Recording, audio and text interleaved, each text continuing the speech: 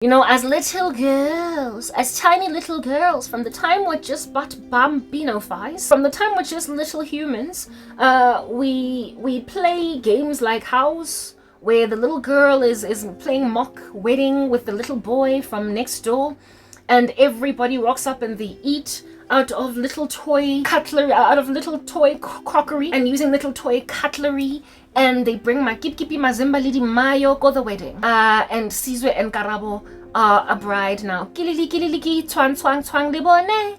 Yeah, as little girls, we've been basically fantasizing about that day to a point of even putting it in a game as little children, right? Type establishment thing. So by the time a woman finally gets married, you need to understand it's been a long anticipated thing. They've been dreaming about it since they were pretty much in their diapers. Listen, I don't kid you not. When they were like Hlongwane in their mother's wombs, they were trying to pick a wedding gown. I'm not lying. Anyway, yeah. Of course, that is a hyperbole. Don't come at me and say, see, she speaks lies on Christianity, so she's not the real deal. It's a metaphor, a figure of speech. It is there to create emphasis.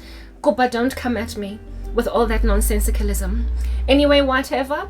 And I also get to make up that word nonsensicalism. Little girls are perpetually, from the time they're as tiny as they can possibly remember, just besotted with the prospect of their wedding days. And these wedding days, how they fathom them in their hearts and in their minds as little girls, are exactly how it is that we still fathom them as we get older. A day of great adorning, a day of great beautifying, a day of you wearing the most expensive thing you'll ever wear and never wear it again, a day of putting on makeup through an artist. Now you do your own face beat for what, for who? I mean, even if I was a makeup artist, I would still hire someone on my wedding day, right? A day where you do things that you would not necessarily do under normal circumstances. And we think about this since we, like, you know, basically from as soon as we can breathe, for ourselves.